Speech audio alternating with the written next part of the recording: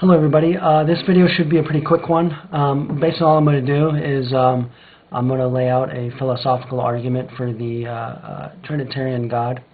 The majority of what I'm going to read to you I'm actually stealing from William Lane Craig on his website, reasonablefaith.org.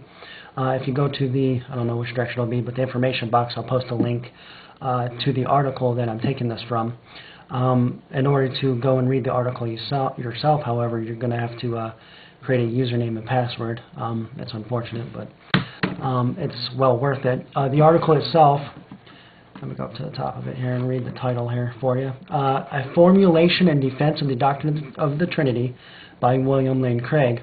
It goes into a lot of stuff. It goes into modalism, modellism, the different forms of Trinitarianism, such as social Trinitarianism, anti-social Trinitarianism, Latin Trinitarianism, and finally the monotheistic Trinitarianism that most Trinitarians today hold to, such as myself.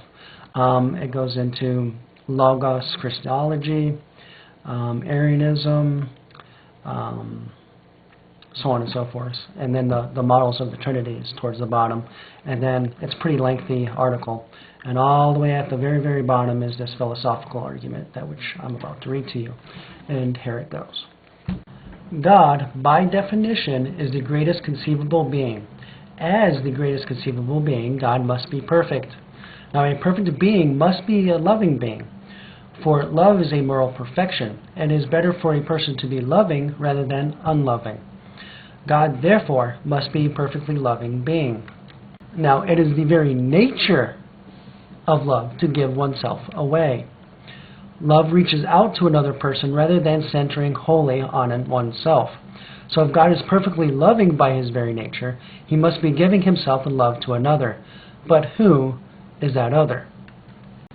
It cannot be any created person, since creation is a result of God's free will, not a result of his nature. It belongs to God's very essence to love, but it does not at all belong to God's essence to create.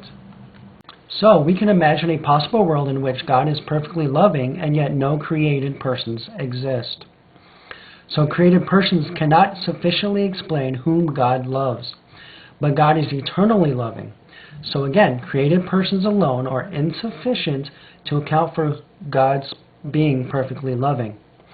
It therefore follows that the other to whom God's love is necessarily directed must be eternal to God himself.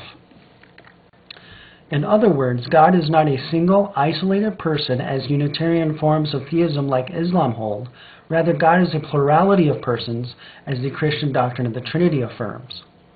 On the Unitarian view, God is a person who does not give himself away essentially in love for another. He is focused essentially only on himself. Hence, he cannot be the most perfect being. But on the Christian view, or the Christian Trinitarian view, God is a triad of persons and eternal self-giving love relationships. Thus, since God is essentially loving, the doctrine of the Trinity is more plausible than any Unitarian doctrine of God. So I submit to you that the Unitarian concept of God is that of a morally inadequate God who cannot be perfectly loving, and therefore cannot be a perfect being, and therefore cannot be God. This includes Islam, Jehovah's Witnesses, Unitarian Christianity. I think Mormonism might follow under this category, and so on and so forth. Now, think about it.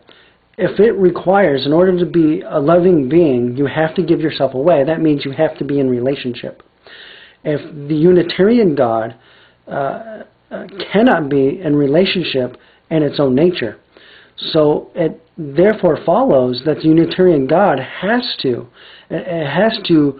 require and need creation in order to have its nature.